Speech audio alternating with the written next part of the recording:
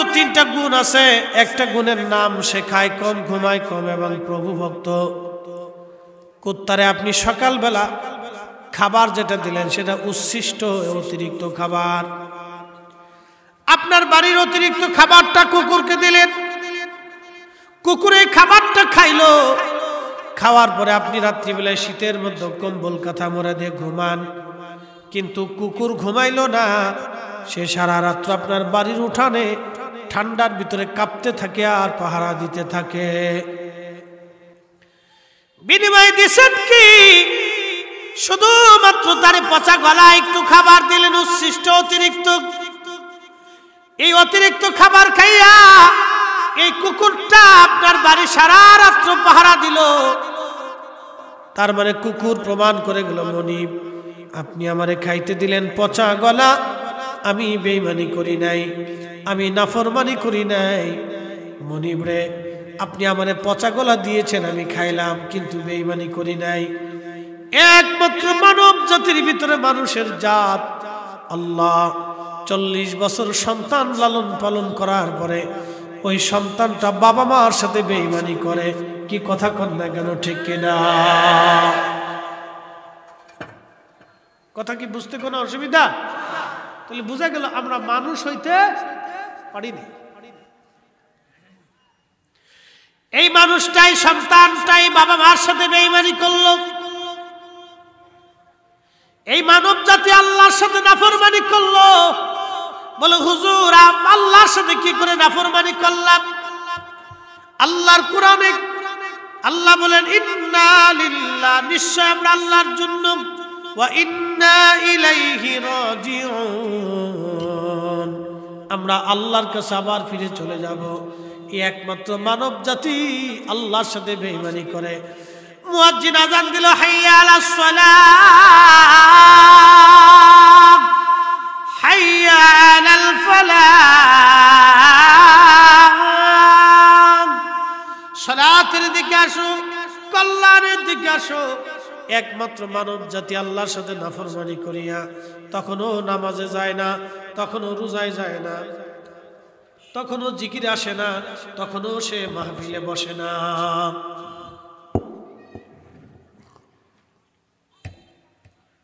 একমাত্র মানুষ। কুকুরের ভিতরে যে মনিবের প্রতি আনুগত্য আছে, আমরা মানুষ যদি আল্লাহর প্রতি আনুগত্য করতাম, পৃথিবীর মধ্যে কখনো অশান্তি বিশৃঙ্খলা হয় না। আরেকটু বলি, জবাব দিবেন। পৃথিবীতে 800 কোটি মানুষ আছে। 800 কোটি মানুষের জন্য প্রত্যেক দেশে পুলিশ আছে, গোয়েন্দা আছে এবং সেনাবাহিনী আছে। পৃথিবীর মধ্যে এই যে এত কোটি কোটি মাখলুক, মানুষ সারা পৃথিবীতে আরো 4 লক্ষ প্রজাতির জীব আছে। কোন জীবের জন্য পুলিশ নাই, সেনাবাহিনী নাই, কোন নিরাপত্তার জন্য কোন আদালত নাই, কোন কেস নাই, কোন নাই, মামলা নাই। কোন জাতির মধ্যে এরকম নাই। শুধু একমাত্র মানব জাতির মধ্যে আদালত আছে, পুলিশ আছে, গোয়েন্দা আছে, সেনাবাহিনী আছে। তারপরেও মানুষ অন্যায় কাজ করে, খারাপ কাজ করে। পৃথিবীর মধ্যে 800 কোটি মানুষের জন্য প্রত্যেক দেশে সেনাবাহিনী, কোটি কোটি সেনা সদস্য, কোটি কোটি। হিসাব করেন, চীনে আছে 22 লক্ষ, ভারতে এরকম 20 লক্ষ, আমেরিকা আছে এরকম 22 লক্ষ, রাশিয়া আছে এরকম প্রায় 17 লক্ষ, উত্তর কোরিয়া আছে বলে 23 লক্ষ। বুঝেন তো আপনি? ইরান আছে এরকম 10 লক্ষ। প্রত্যেক দেশে আছে। আমাদের বাংলাদেশে রিজার্ভ টিজার্ভ দিয়ে সবকিছু দিয়ে অন্তত 5 লক্ষ আছে। এই যে সারা পৃথিবীতে এত সেনাবাহিনী, পুলিশ, কোটি কোটি, 800 কোটি মানুষের নিরাপত্তার জন্য অন্তত 210 কোটি শুধু নিরাপত্তার সদস্যই আছে। অন্তত 210 কোটি। পৃথিবীতে 4-5 কোটি কুত্তা আছে, একটা পুলিশও নাই কুত্তার লাগে। এই আস্তে ঠিক করলেন কে? জোরে কর, আরো জোরে। একটা পুলিশও নেই। ওরা আদালতও নাই, চেয়ারম্যানও নাই, মেম্বারও নাই, কিচ্ছু নাই। তাহলে মানুষের জন্য এত কিছু লাগে কেন? অথচ আমরা আশরাফুল মাখলুকাত, সর্বশ্রেষ্ঠ জাতি, তার মানে সর্বশ্রেষ্ঠ আমরা তখনই হব যখনই আল্লাহ এবং নবীর তরিকায় নবীর গোলামির মধ্যে আসব। কি কথা কন না কেন, ঠিক কিনা? খালি ততক্ষণ আমরা এই 4 ভাই জানোয়ারের চাইতে নিকৃষ্ট মানুষ হইতে পারি। আপনাকে পরিসংখ্যানে বোঝাচ্ছি কেন ফেরেশতারা সেই দিন বলল ওয়াসফিকুদ্দিমা, ওরা মারামারি করবে, রক্তপাত করবে, কাটাকাটি করবে। ঠিক তো তাই। কুত্তার দেখবেন এই আপনাদের এই গ্রামের নাম কি, মগরিয়া কাটা। মগরিয়া কাটার এক গ্রুপ, ওই মহেশখালীর আর এক গ্রুপ, ওই উত্তরপাড়ার এক গ্রুপ। গ্রুপে গ্রুপে থাকে। গ্রুপের আবার লিডারও আছে। লিডারে যা কয় গ্রুপের সদস্যরা তাই শোনে। ওগার কিন্তু ভাষা আছে, বুঝতে পারছেন? এই গ্রুপ ওই গ্রুপের সাথে যুদ্ধ করে। যুদ্ধ হয় প্রতিনিয়ত, কিন্তু যুদ্ধটা কি জানেন? হাতাহাতি, কুবাকুবি, মারামারি কম হয়, খালি বহাবহি হয়। এই গ্রুপ হয় গ্রুপ ধমক, আসবি না, সাবধান, সিক্রেট ঢুকার জায়গা। মারামারি একটু হইলেও কোন রকম একটু গুতাগুতি করে চলে আসে। আর একমাত্র মানব জাতি এরা মারামারি করলে এটা সারানোর লাগে পুলিশ লাগে, র্যাব লাগে, সেনাবাহিনী লাগে, কত কিছু লাগে। একমাত্র মানুষ। তার অর্থ হচ্ছে কি জানেন? আমরা প্রকৃত মানুষ হইতে পারি নাই। আমরা প্রকৃত মানুষ হইতে পারি নাই। প্রিয় মুসলমান, খুব মনোযোগ দিয়ে, কিন্তু কেন এই মানব জাতি আল্লাহ পাঠাবেন? কারণ কি? ফেরেশতারা জবাব দিল, ওয়া নাহনু নুসাব্বিহু বিহামদিকা ওয়া নুকাদ্দিসু লাক। আল্লাহ ইবাদত দরকার হলে তো আমরাই করি। ওয়া নাহনু নুসাব্বিহু, আমরাই তো আপনার তাসবিহ করি। ওয়া নুকাদ্দিসু বিহামদিকা, তোমার হামদ করি। ওয়া নুকাদ্দিসু লাক, তোমার পবিত্রতা ঘোষণা করি। আল্লাহ আবার দুনিয়াতে এগুলি বানানোর দরকার কি? ইবাদত তো আমরাই করতেছি। আল্লাহ ডাক দিয়ে বলেন, ক্বালা ইন্নী আ'লামু মা লা তা'লামুন।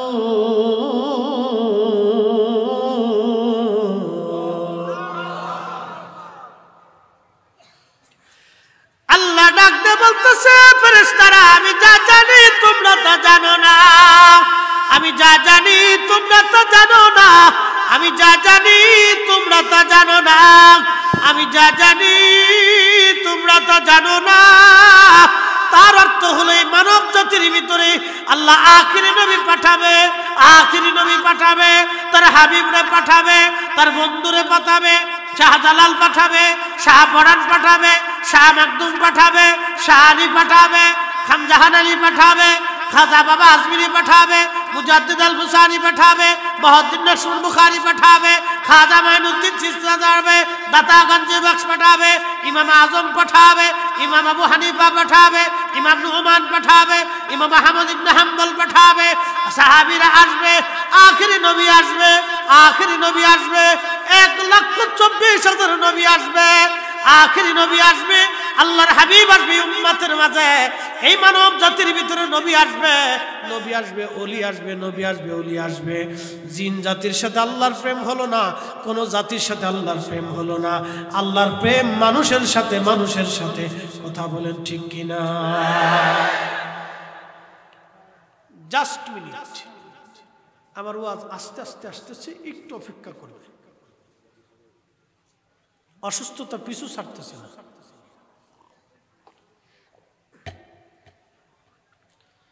তারপরে বলছি, ইচ্ছা আমার না, আল্লাহর। এই সময়টুকুন আমার শাস্তি প্রাপ্ত ছিল, আল্লাহ দিছে, আমার কিচ্ছু করার নাই। যত সময় পর্যন্ত আল্লাহ নিরাময় না করবে, তত সময় পর্যন্ত পৃথিবীর কোনো ডাক্তার, ওষুধ, কোনো কবিরাজে কাজ হবে না। অ্যাটেনশন, খুব মনোযোগ দেন। মানব জাতির ভিতরে আল্লাহ আখিরি নবী পাঠাবে। ফেরেশতারা জানে, একসাথে বলবেন আল্লাহু আকবার। আমার দেশের কিছু ক্ষতি সম্পন্ন চিন্তা ভূত আছে, আল্লাহ তাদেরকে হেদায়েত করে। আমার কিছু ভাইরা বলে, মানুষকে আল্লাহ মাটি দিয়ে বানাইছে, এই জন্য মানুষের শ্রেষ্ঠত্ব বেশি। মানুষরে আল্লাহ, আদমরে আল্লাহ ফেরেশতা দিয়ে সেজদা দেওয়াইয়া মানুষের ইজ্জত বাড়াইছে। বুঝে কথা বলা, এই জন্য মানুষের দাম বেশি। এই জন্য রসুলকে মানুষের ভিতরে পাঠানোর কারণে নবীর দাম বাড়ছে, নবীর ইজ্জত বেশি। ওর আহলের মধ্যে কুত্তায় মুইতে দিচ্ছে। কথা বুঝেন নাই মনে হয়?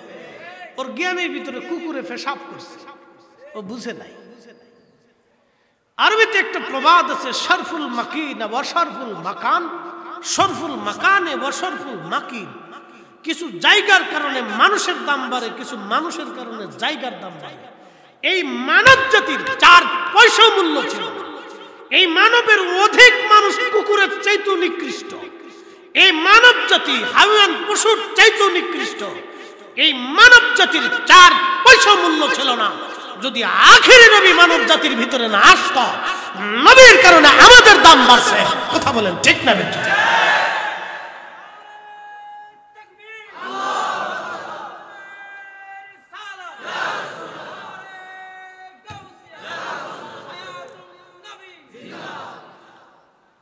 শুধু রসুলের কারণে আমাদের দাম বাড়ছে। যদি আমাদের নবীকে আল্লাহ জিন জাতির মধ্যে পাঠিয়ে দিতেন, জিনদের দাম বেড়ে যেত, মানুষের 4 পয়সা মূল্য ছিল না। আল্লাহ ডাক দিলেন, ইন্নী আ'লামু মা লা তা'লামুন। আমি যেটা জানি তোমরা সেটা জানো না, আমি যেটা জানি তোমরা জানো না। একবার জোরে বলা যাবে কি আল্লাহু আকবার? এই মানব জাতি বানানোর জন্য আমার আল্লাহ পৃথিবীর মাটি নিলেন। পৃথিবীর মাটিগুলি নিয়ে আল্লাহ আদম সফিউল্লাহর খামির করলেন। শুধু মাটি না, মাটির সাথে পানি লাগাইলেন। শুধু মাটি খামির করেন নাই, মাটির ভিতরে পানি দিয়ে খামির হলো। আটা যেইভাবে খামির হয়, মাটি ওইভাবে খামির করার পরে আমার আল্লাহ আদমকে আল্লাহ পাক তার পছন্দের সুরত দিয়া খালাকাল লাকাদ খালাকনাল ইনসানা ফি আহসানি তাকবীর।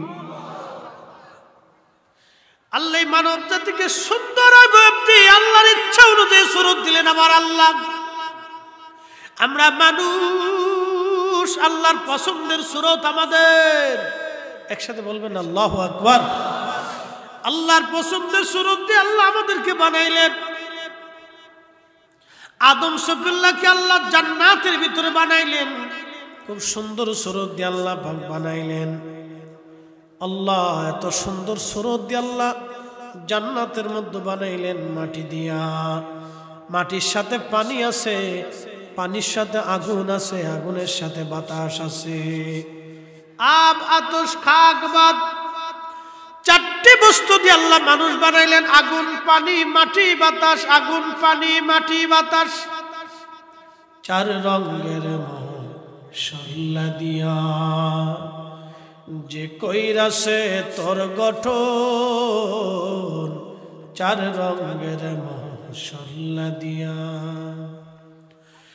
আগুন, পানি, মাটি, বাতাস একই যোগে করিয়া প্রকাশ। আগুন, পানি, মাটি, বাতাস একই যোগে করিয়া প্রকাশ। দেখলি না তুই কইরা তালাশ, ওরে দেখলি না তুই কইরা তালাশ। মহাজন 4 রঙের মশলা দিয়া, 4 রঙের মশলা দিয়া যে কইরাছে তোর গঠন, 4 রঙের মশলা দিয়া।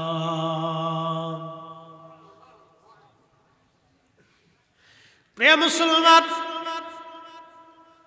কোরআনের সূরা সাজদা থেকে বলতেছি, আল্লাহ রাব্বুল আলামিন কোরআন শরীফ বললেন, আল্লাযী আহসানা কুল্লা শাইইন খালাকাহু, সমস্ত সৃষ্টিকে আমি সুন্দর করে বানাইছি।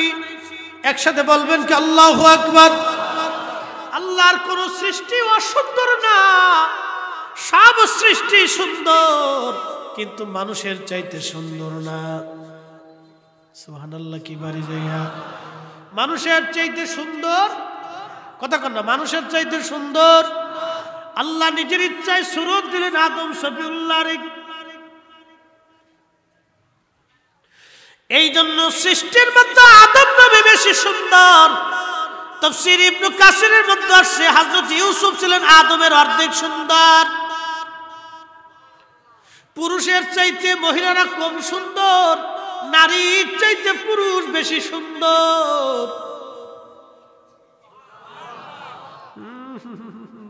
ডরাইতেছেন যে বাদ গেলে খায়ন দিব না নাকি? একসাথে বলেন আল্লাহু আকবার।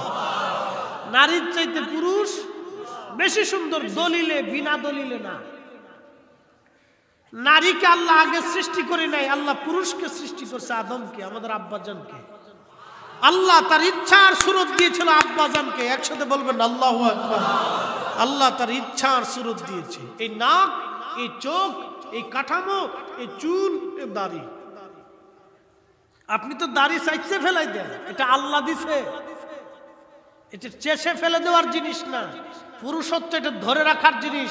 ফরিদ সাহেবের বয়স 40, কিন্তু দাড়ি তার বয়স কমায় নাই, এটা পুরুষত্ব আল্লাহ নিজে দিয়েছে। জান্নাতের ভিতরে আমাদের আব্বাজান আদম আলাইহিস সালামের দাড়ি থাকবে। আদম ছাড়া জান্নাতে আর কারো দাড়ি থাকবে না। আদম আলাইহিস সালামের লম্বা দাড়ি থাকবে, শুধু আব্বাজানের দাড়ি থাকবে। আর আব্বাজানের নাম কিন্তু আদম জান্নাতে থাকবে না। আব্বাজানের নাম কিন্তু আদম জান্নাতে থাকবে না। জান্নাতে আব্বাজানের নাম হবে আবু মুহাম্মদ। আমার নবীর নামের লকবে তার নাম হবে। এই রাসূলের শ্রেষ্ঠত্ব পৃথিবীর কোন আলেম কোনদিন শেষ করে বর্ণনা করতে পারবে না। আবাদুন আবাদ এক জান্নাতে আমার আব্বাজানের পরিচয় হবে নবীর পরিচয়ে। একসাথে জোরে বলা যাবে না আল্লাহু আকবার। ও সাতা মৌলবী বুঝে না, সুঝে না, খালি এল লাভ পারে, খালি ফাল পারে। খুব মনোযোগ দিয়ে কথাগুলি শুনে যাবেন। আজ আবু মুহাম্মদ থাকবে, তার উপাধি মুহাম্মাদের বাবা। একসাথে বলবেন না মারহাবা। কার বাবা? কথা কন না কেন? মুহাম্মাদের বাবা। মুহাম্মদ কে ডায়? আমাদের নবী মুহাম্মদুর রাসূলুল্লাহ সাল্লাল্লাহু আলাইহি ওয়াসাল্লাম। শ্রেষ্ঠ নবী দিলাম রিগ তরিয়ে নিতে রোজ হাসরে, বলেন শ্রেষ্ঠ নবী দিলাম রিগ তরিয়ে নিতে রোজ হাসরে, পথ না ভুলি তাই তো দিলে পাক কুরআনের বাণী। খুদা তোমার মেহের, খুদা তোমার মেহেরবানি। সুন্দর ফুল সুন্দর ফল মিঠা নদীর পানি, খুদা তোমার মেহেরবানি। তুমি কতই দিলে রতন, ভাই বারাদার পুত্র স্বজন, খুদা পেলে অন্ন জুগাও, মানি চাই না মানি, খুদা তোমার মেহেরবানি। মহেশখালীর মুসলমান, মাইকের আওয়াজ যত দূরে যায় মনোযোগ দিয়ে কথাগুলি শুনে যান। পুরুষের চাইতে নারী বেশি সুন্দর না, নারীর চাইতে পুরুষ বেশি সুন্দর। ইউসুফ আলাইহিস সালাম সুন্দর, আর আমাদের নবী পুরুষ না মহিলা? জোরে কন্যা জোরে বলেন। তাহলে পৃথিবীর মধ্যে 3 জন পুরুষ অত্যধিক সুন্দর, একজনে বাবা আদম, 2 জনে ইউসুফ, মুক্তির জন্য আমাদের নবী, আমাদের নবীর চাইতে সৃষ্টির মতো এই নবীর মতো এত সুন্দর আর কেউ নাই। একবার জোরে বলবেন কি আল্লাহু আকবার। তাহলে মহিলা সুন্দর না বেড়া সুন্দর? অন বেডিরা শুনলে আমার বাইতলা যদি ওয়াজ শুনে তো আমার আর খাওয়ান কপালে নাই, বিপদ আছে। আমার 12 নম্বর সিগন্যাল দিছে, মহিলাদের বিরুদ্ধে যদি ওয়াজ করো তাহলে রান্না বান্না হবে না। বলছি মারছে রে। আল্লাহ কি করার আছে? প্রধানমন্ত্রী তোমরা, রাষ্ট্রপতি তোমরা হবা, এই স্পিকারও তোমরা, সব তোমরা লয়ে এলো, তোমরা পাওয়ার বেশি, আমরা তো আর কিছু নাই, কি করার আছে? মহিলাদের বিরুদ্ধে ওয়াজ করলে কিন্তু রান্না বান্না চলবে না। আমি বললাম তুমি মহিলাদের বিরুদ্ধে ওয়াজ করি কই দেখলা? ইউটিউবে আমি শুনছি, তুমি বেডিগারে কি দেখি কও, এটা কইলে কিন্তু রান্না বান্না হইতো না। আচ্ছা ঠিক আছে, কথা মাইনে চল, নিয়ত আছে। তাহলে মহিলার চাইতে পুরুষটা বেশি সুন্দর, এটা আল্লাহ কর্তৃক নির্বাচিত। কথা কন না কেন? ঠিক না ঠিক?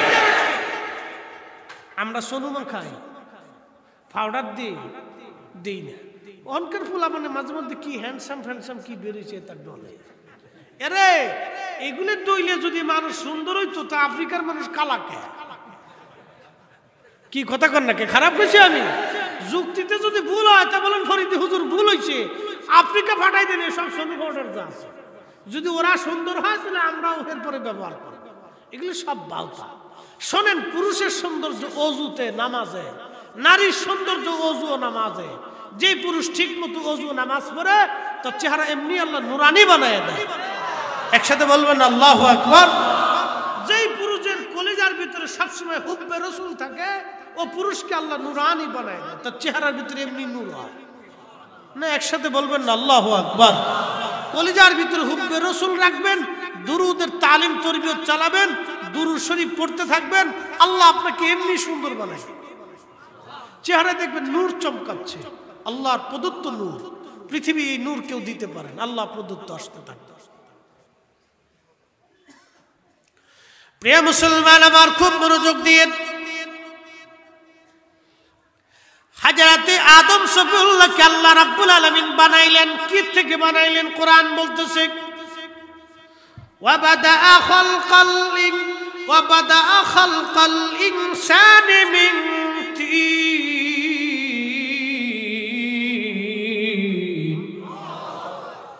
আমি শুরু করছি খালকাল ইনসান, মানুষ জাতিকে সৃষ্টি করছি মিন তিন।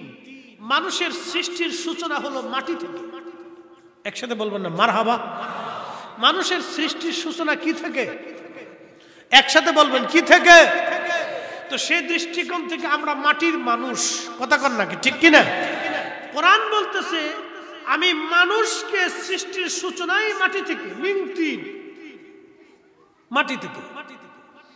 এটা দলিল দিয়ে রসুলের মাটি প্রমাণ করবে। আমি আর সামনে ব্যাখ্যা আসতেছি, ব্যাখ্যা শেষ না, আমাদেরও সুন্দর ব্যাখ্যা আছে।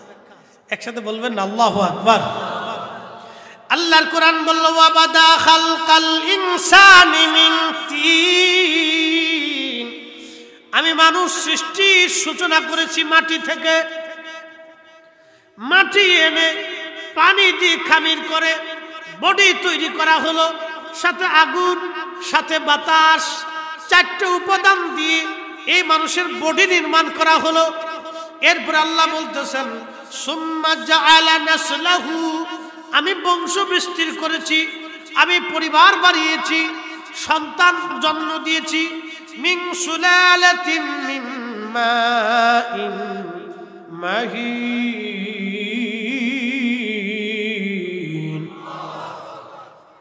আমি মানুষের বংশ বৃদ্ধি করেছি শুক্রাণু, ডিম্বাণু। পুরুষের শরীর থেকে দ্রুত গতিতে ধাবমান একটু পানি, এই পানির নাম নুতফা, বাংলায় বলে বীর্য। শরমের কিছু নেই, বুঝাচ্ছি আমি। পুরুষের শরীর থেকে এটা দ্রুত গতিতে ধাবমান হয়, নারীর শরীর থেকে ধাবমান হয় পুরুষের পৃষ্ঠদেশ থেকে এটা ধাবমান শুরু হয়, নারীর বক্ষ থেকে এটা ধাবমান শুরু হয়। একসাথে বলবেন না আল্লাহু আকবার, আরো জোরে। 50 বছর আগে ফরিদ সাহেবের অস্তিত্ব পৃথিবীতে ছিল না। অস্তিত্ব যিনি দিচ্ছেন তিনি কে? আপনার 50 বছর আগে অস্তিত্ব ছিল না। এমপি সাহেবের অস্তিত্ব 100 বছর আগে ছিল না। এখন আল্লাহ অস্তিত্ব দিছেন, আবার কবরে নিয়ে যাবেন। মিনহা খালাকনাকুম, তোমাদেরকে ওই মাটির থেকে সূচনা করেছি, ওখান থেকে সৃষ্টি করেছি। ওয়াফিহা নুঈদুকুম, আবার এই মাটির সাথে তোমাদেরকে মিসমার করে দিব, মিশিয়ে দিব। কিন্তু আমার নবী কি মাটির সাথে মিশে গেছে? পার্থক্য এখানে। বেটা বলদ বুঝে না, তাফসীর করতে এসে উম্মত রে আর নবীরে মিক্সার করে দেয়। এই বলদ তো বুঝে না। আমাদেরকে আল্লাহ মাটির সাথে মিশাই দিবে, কিন্তু নবীদেরকে কি আল্লাহ মিশাইছে? আমাদের নবীকে কি আল্লাহ মাটির সাথে মিশিয়ে দিছে? নবী মানুষ, আমরা মানুষ, এক মানুষ না। কি কথা কন না কেন? নবী মানুষ, আমরা মানুষ, এক মানুষ। মিনহা নুখরিজুকুম, তোমাদেরকে ওই মাটির থেকে আবার উঠাবো, তুমি অস্তিত্বহীন করে দেব, তোমাকে মাটির সাথে তোমাকে মিশিয়ে দিব, তোমার অস্তিত্ব সৃষ্টিতে থাকবে না, মিশিয়ে দিব তোমার দেহকে মাটির সাথে। আবার ওই মাটির থেকে তোমাকে হাসরের মাঠে উঠাবো। কিন্তু আমার প্রশ্ন, নবীকে কি আল্লাহ মাটির সাথে মিশিয়ে দিছে? তাই নাই। তার মানে অর্থ হচ্ছে রাসূল আগেও আছে, এখনো আছে, আগামীতেও থাকবে।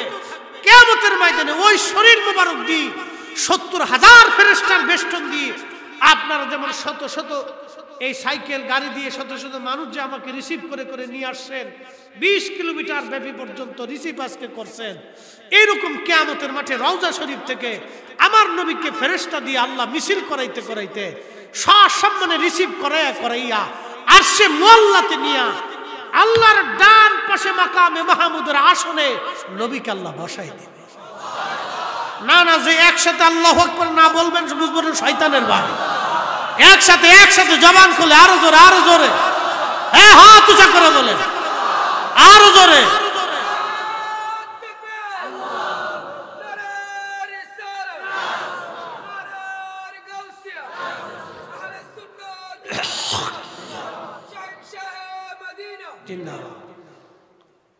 কষ্ট হচ্ছে আপনাদের?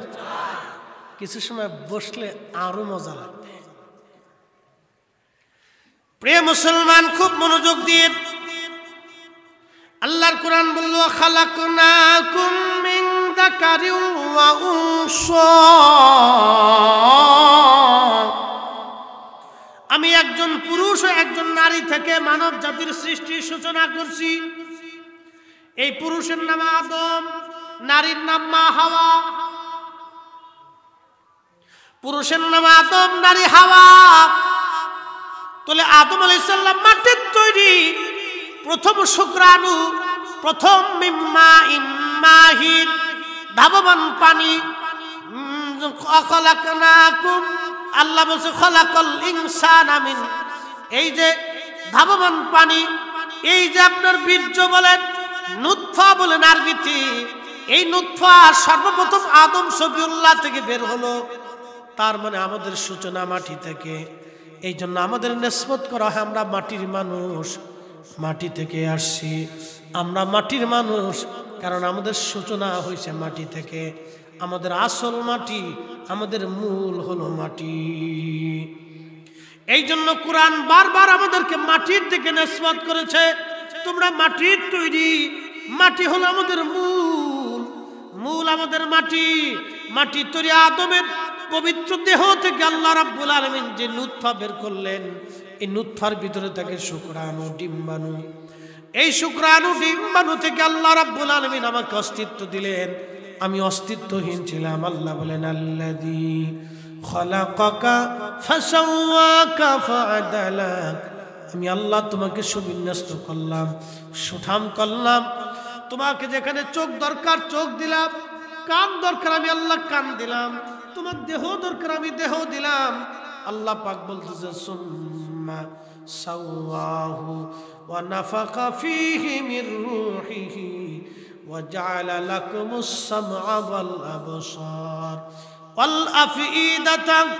আমি তোমার চোখ দিলাম, আমি তোমার কান দিলাম, আমি তোমার চক্ষু দিলাম, আমি তোমার কান দিলাম, অঙ্গ প্রত্যঙ্গ যেখানে যা যা দরকার আমি আল্লাহ তোমার সব দিলাম। একসাথে জোরে বলা যাবে আল্লাহু আকবার। তাহলে বলেন মানুষের কোনো কিছু আছে? কথা কেন না, মানুষের কিছু আছে? সব কার? একসাথে বলতে হবে সব কার? আমরা কার?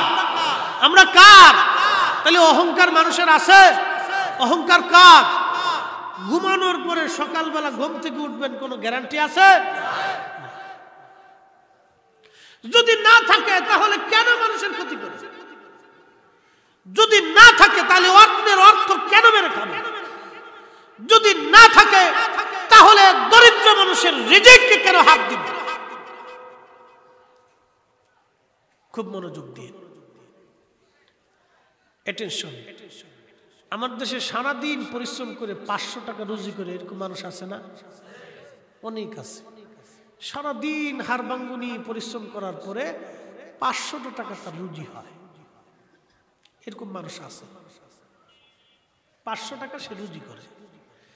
এই 500 টাকা রুজি করার পরে দিন শেষে এশার নামাজ পড়ে লোকটা তার ওই অর্থের চাল দিয়ে ডাল দিয়ে একটু আলু ভর্তা করে বা একটু সবজি করে ডাল দিয়ে খেয়ে ঘুমাই থাকে। এশার নামাজ পড়ে ঘুমায়, তার এক রাতের এশার নামাজ। আর আমার দেশে যারা রাষ্ট্রের অর্থ চুরি করে গরিবের হক মাইরি দিয়ে মানুষের বিদেশ নেওয়ার নাম দিয়ে টাকা মেরে দিয়ে সুদের কারবারি করিয়া ঘুষের কারবারি করিয়া কোটি টাকার মালিক হইয়া গরুর গোশত কিনে আইয়া কালা বোনা বানাইয়া ওই গরুর গোশত দিয়ে রাত্রিবেলা খাইয়া এশার নামাজ পড়িয়া তসবিহ তাহলিল করিয়া রাত্রিবেলা বেটা ঘুমাইছে। এইভাবে একদিন, 2 দিন, 3 দিন, 4 দিন, 5 দিন না, তার জীবনে 40 বছর এশা পড়ছে, ফজর পড়ছে, জোহর পড়ছে, আসর পড়ছে, মাগরিব পড়ছে। তার জীবনের সমস্ত ইবাদত যদি এক পাল্লায় দেন, আর ওই যে দিন মজুর 500 টাকা হালাল রুজি করে একবারে স্রেফ হালাল, তার শরীর থেকে ঘাম ঝরছে, রক্ত পানি হয়েছে, পরিশ্রম করে সারাদিন 500 টাকা রুজি করে এই লোকটা হালাল খাবার খেয়ে এশার নামাজ পড়ে ঘুমাইছে। তার এশার নামাজ যদি একদিনের এশার নামাজ এক পাল্লায় দেন, আর ওই সুদখোর ঘুষখোরের এশার নামাজ যদি সারা জীবনের ইবাদত যদি আর এক পাল্লায় দেন, ওই দিন মজুরের 500 টাকা হালাল রুজির এশার নামাজের এক ওয়াক্ত এশার নামাজের সমান হবে না। কথা কন না, ঠিক কিনা? এক ওয়াক্ত এশার নামাজের সমান হবে না, বুঝে যাবেন আপনি। ফরিদ হিসেবের চেহারা দেখে আল্লাহ কিয়ামতে মাফ করবে না, আমার সুন্দর কণ্ঠ দেখে আল্লাহ মাফ করবে না, চমৎকার চমৎকার কথা বলছি দেখে আল্লাহ মাফ করবে না। একটা জায়গায় আল্লাহ মাফ করবে, ইন্না আকরামাকুম ইনদাল্লাহি আতকাকুম। অন্তরে যার তাকওয়া বেশি তার সম্মান আল্লাহর কাছে বেশি। সে দিন মজুর না, রিকশাওয়ালা না, ভ্যানওয়ালা না, সাধারণ ব্যক্তি না, আদা পাগল, আল্লাহর কাছে কোনো বিবেচ্য নাই। কালা না ধলা, ল্যাংরা না বুবা, অন্ধ না গান্দা, ফকির না মিসকিন না, বাদশা না জ্ঞানী না গুণী, আল্লাহর কাছে এগুলির কোনো পার্থক্য নাই। একটাই বক্তব্য আল্লাহর, যার অন্তরে আমার তাকওয়া বেশি আমার কাছে তার দাম বেশি। একসাথে জোরে বলা যাবে আল্লাহু আকবার।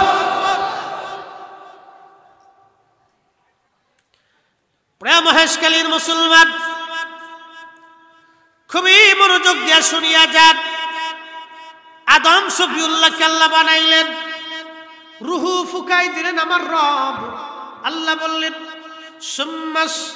সুম্মা সাওয়াহু মিন সুলালাতিন মিন সুম্মা সাওয়াহু ওয়া নাফাখা ফীহি মির রূহিহি। আমি তোমার দেহের মধ্যে রুহু ফুকাই দেই। একসাথে বলবেন আল্লাহু আকবার। এই যে ভিতরে ফরিদি সাহেব বক্তব্য দিচ্ছে, এই যে ফরিদি সাহেব আপনার সামনে বসে বক্তব্য দেই, ফরিদি সাহেব বক্তব্য দেয় না, আমি আপনাদের সামনে বডি, কিন্তু আমার অরিজিনাল ইঞ্জিন রুহু ছিল আল্লাহর কাছে। আল্লাহ থেকে আল্লাহ দুনিয়ার ভিতরে নিয়ে আসছি, ছিলাম আল্লাহর কাছে রুহের জগতে। রুহু থেকে দুনিয়াতে আল্লাহ নিয়ে আসলেন, দুনিয়া থেকে আল্লাহ কবরে নিয়ে যাবেন, কবর থেকে আল্লাহ হাসরের ময়দানে উঠাবেন। এই জন্য কবি বলছেন, খাসার ভিতর চিন পাখি কেমনে আসে যায়।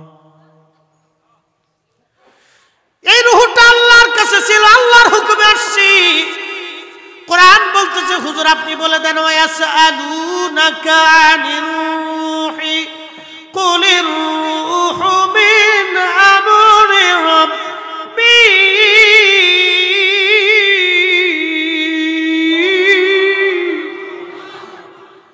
বডি তো আল্লাহ বানাইছে 4 রঙের মশলা দিয়া, রুহু বানাইলো কি দিয়া? 4 রঙের মশলা দিয়া। যে কইরাছে তোর গঠন 4 রঙের মশলা দিয়া। আগুন পানি মাটি বাতাস একই যোগে করিয়া প্রকাশ। আগুন পানি মাটি বাতাস একই যোগে করিয়া প্রকাশ। দেখলি না তুই কইরা তালাশ, ওরে দেখলি না তুই কইরা তালাশ। কোন জায়গা সে মহাজন 4 রঙের মশলা দিয়া। যে কইরাছে তোর গঠন 4 রঙের মশলা দিয়া।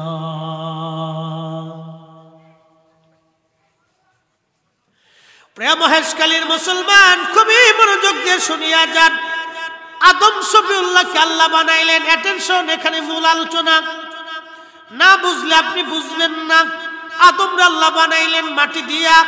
মাটি দিয়ে বানানোর পরে আল্লাহ নূরে মুহাম্মাদি আদম শফিউল্লাহর পবিত্র সুলবে শেখে মুবারকে পেশানিতে, আদম নবীর পেশানিতে নূরে মুহাম্মাদি আল্লাহ দিয়ে দিলেন। একবার জোরে বলবেন কি মারহাবা। নূরে মুহাম্মাদি দেওয়ার পরে আদমের চোখে আলো আসলো, কানে শক্তি আসলো, শরীরে শক্তি আসলো, দেহে নূর আসলো, ইমানে নূর আসলো, বিশ্বাসে নূর আসলো, সব জায়গায় নূরে নূরান্বিত। আদম শফিউল্লাহরে বানানোর পরে আল্লাহ রাব্বুল আলামিন সমস্ত ফেরেশতাদেরকে বললেন, ও ফেরেশতারা, উসজুদু লি আদম, তোমরা আদমের দিকে সেজদা দাও। আদমরে সেজদা দেওয়ার কথা বলে নাই, সেজদা আদমরে দিতে বলে নাই, আদমের দিকে। উসজুদু লি আদম, সেজদা আদমের জন্য। মসজুদ ছিল আল্লাহ, সেজদার মালিক ছিল আল্লাহ। সেজদার মালিক আদম না, সেজদার মালিক ছিল আল্লাহ। আদম ছিল কিবলা। হাকিকতে নূরে মুহাম্মাদি ছিল তাজিম। মুল্লা আলী কারি মাক্কি আল মাউরিদের মধ্যে লেখেন, আদম আলাইহিস সালামের পেশানিতে নূরে মুহাম্মাদি আছে। এটা যদি আজাজিলে জানতো তাহলে সবার আগে ও সেজদা দিত। সব ফেরেশতা সেজদায় পড়ে গেল, ইল্লা ইবলিস। সে সেজদা দিল না। সে সেজদা দিল না। সে কি করলো? সে তাকাব্বুরি করলো, অহংকার করলো। ওয়াকানা মিনাল কাফিরিন, আর সে কাফেরদের অন্তর্ভুক্ত হয়ে গেল। সে তাকাব্বুরি করলো। আল্লাহ বলেন, সেজদা দিলি না কেন? বলে, আদম অধম, আমি উত্তম। আমার আগুন দিয়ে ওরে মাটি দিয়ে বানাইছো, সৃষ্টিগতভাবে আমি উত্তম, বেশি ইবাদত করছি, এজন্য আদমের থেকে আমি বেশি উত্তম। ইবলিস জানতো না যে আদমের পেশানিতে নূরে মুহাম্মাদি আছে। ওই দিন যদি নূরে মুহাম্মাদের খবরও জানতো তাহলে ও আগে সেজদা দিত। এজন্য আমরা রাসূলের তাজিমের ব্যাপারে আমরা জিরো টলারেন্স। আমরা সুন্নিরা নবীর ইজ্জতের ব্যাপারে কাউকে ছাড় দেই না। নিজের বাপকেও দেই না, মাকেও দেই না, সন্তানকেও দেই না, ইমামকেও দেই না, পীরকেও দেই না। হাত উঁচা করে বলেন ঠিক না বেঠিক?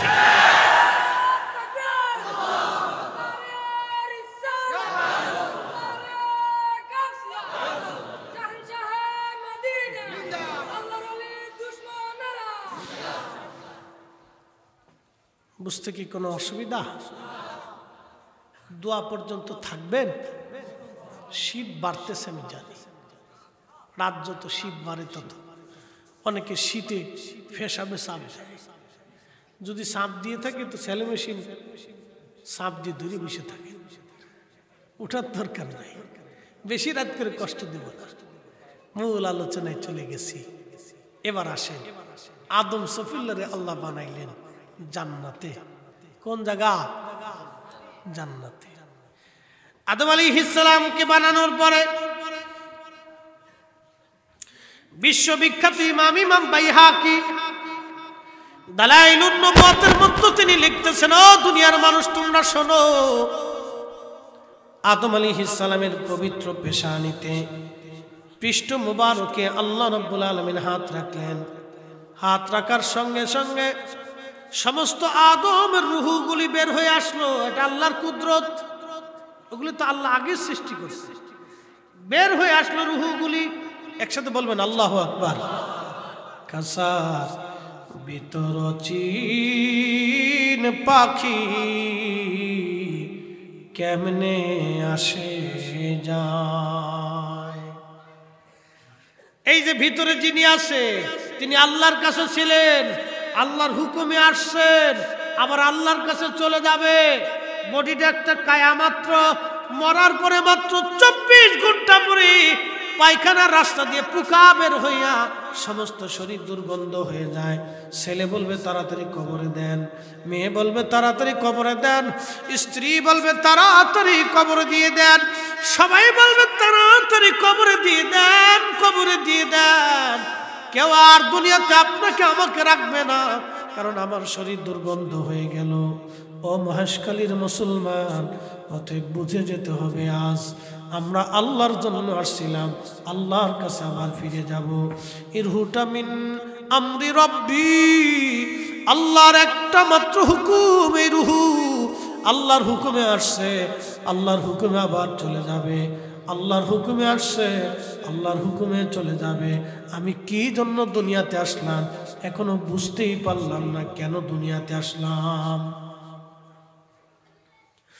আমি এখনো বুঝি নাই, কি জন্য দুনিয়াতে আসলাম এখনো বুঝি নাই। এই জন্য যে নিজেকে নিজে চিনছে সে আল্লাহকে চিনেছে। এ মহেশখালীর মুসলমান, আদম শফিউল্লাহর সামনে সমস্ত আদমের সন্তানদেরকে আল্লাহ উপস্থাপন করলেন। আল্লাহর নবী ডাক দিয়ে বললেন, ও আমার উম্মতেরা তোমরা শোনো। আদম নবী দেখতে লাগলেন সবাইকে। এটার ভিতরে দেখলেন ফারআনি, আদম দেখলেন আমাকে, নূরান সাতিআন ফি আসফালিহিম, এক উজ্জ্বল নূরওয়ালা হিসেবে। একসাথে জোরে বলবেন কি মারহাবা। কি ওয়ালা? নূরওয়ালা। জোরে কোন না কি ওয়ালা? আমাদের নবী বলতেছেন ফারআনি নূরান সাতিআন ফি আসফালিহিম। আদম নবী দেখলেন আমাকে এক উজ্জ্বল নূরওয়ালা। কি ওয়ালা? বাবা কিওয়ালা? মাটিওয়ালা। আদম কিওয়ালা? কথা কন না, আদম কিওয়ালা? আদম হলো মাটিওয়ালা, মাটি দিয়ে আল্লাহ তোরে বানাইলো। বাবা হলো মাটিওয়ালা, নবী হলো নূরওয়ালা। একসাথে জোরে বলবেন আল্লাহু আকবার। আদম কিওয়ালা? জোরে বলেন। এখন অনেকে বলে আমাদের রূহ তো নূর। কে কইছে? আল্লাহ বলে নাই। আল্লাহ বলছে মিন আমরি রব্বি, রুহু আমি আল্লাহর হুকুম। আমাদের রুহুটা আল্লাহর হুকুম। এটা কি বস্তু দিয়ে বানাইছে আল্লাহ বলে নাই। এটা চেহারা কেমন, সুরত কেমন, দেখতে কেমন আল্লাহ বলেন নাই। রুহুটা আল্লাহর হুকুম। আমরা কোরআনে যতটুকুন পড়ছি এতটুকুনই থাকি, রুহুটা আল্লাহর হুকুম। আচ্ছা গেল, খুব মনোযোগ। নবী তখন নূরওয়ালা। নবীকে আল্লাহ দেখাচ্ছেন আদম শফিউল্লাহর সামনে এক নূরান সাতিআন ফি আসফালিহিম, এক নূরওয়ালা হিসেবে। ঠিক তখনই আদম নবী জিজ্ঞেস করলেন, ইয়া রাব্বান হাযা, আল্লাহ কে? আল্লাহ জবাব দিলেন, হাযা ইবনু আহমদ, ইনি তোমার সন্তান মুহাম্মাদুর রাসূলুল্লাহ সাল্লাল্লাহু আলাইহি ওয়াসাল্লাম। এ আদম হুয়াল আউয়াল, তিনি প্রথম। ওয়াল আখার, তিনি শেষ, ওয়া হুয়া আউয়ালুশ শাফি, কিয়ামতের ময়দানে এই নবী সর্বপ্রথম সুপারিশ করেনওয়ালা। আল্লাহ নবীর চারটি পরিচয় দিলেন। আদম ইনি তোমার সন্তান, তার মানে বাবা মাটিওয়ালা, ছেলে নূরওয়ালা, বাবা মাটিওয়ালা, ছেলে নূরওয়ালা। এই জন্য আমরা নূরের নবীকে নূরের নবী বলি। আল্লাহর কোরআন বলল, কদ জাআকুম মিনাল্লাহি নূর,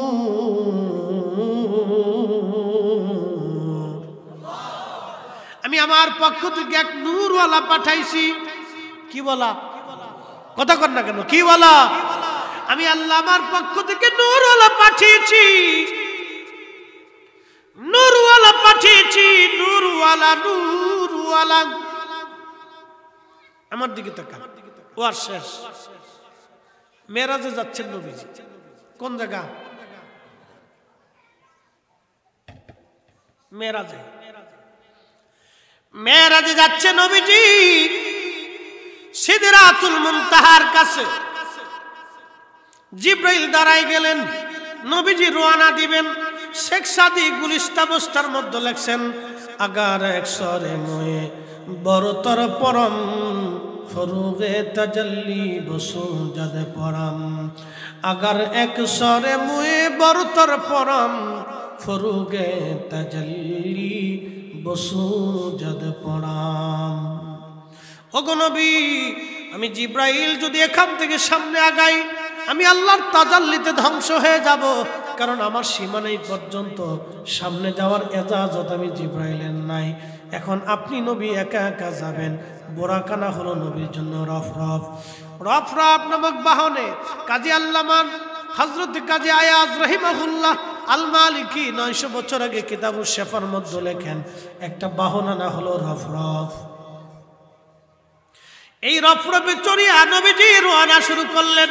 সহিহুল বুখারীতে হযরত খাদিম রাসূল আনাস বলেন, আল্লাহ তাকে নিতে নিতে বিমা লা ইয়ালামুহু ইল্লাল্লাহ, লা মাকান, লা মাকান, লা মাকান, যেখানে কোনো স্থান নাই, এর কোনো শেষ নাই, এর দূরত্ব, এর জায়গা, এমন জায়গা আল্লাহ তাকে নিয়ে গেলেন। নবীজি বলতেছেন, সাহাবীরা রে, আমাকে নিতে নিতে নিতে নিতে আল্লাহ এত দূরে নিলেন।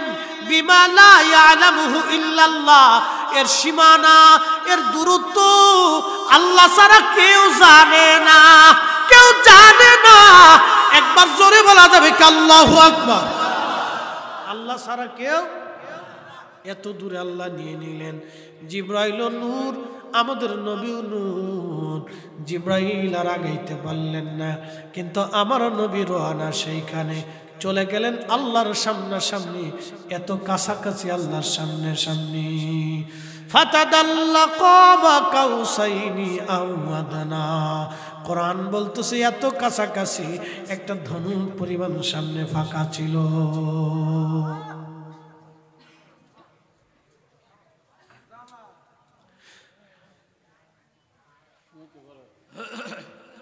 সালাতুন ইয়া রাসূলুল্লাহ আলাইকুম, সালামুন ইয়া হাবিবাল্লাহ।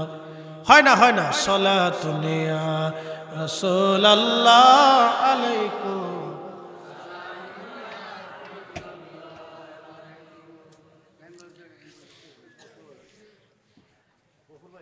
একটু জিকির করি, লা ইলাহা না ইল্লাল্লাহ, লা ইলাহা, লা ইলাহা,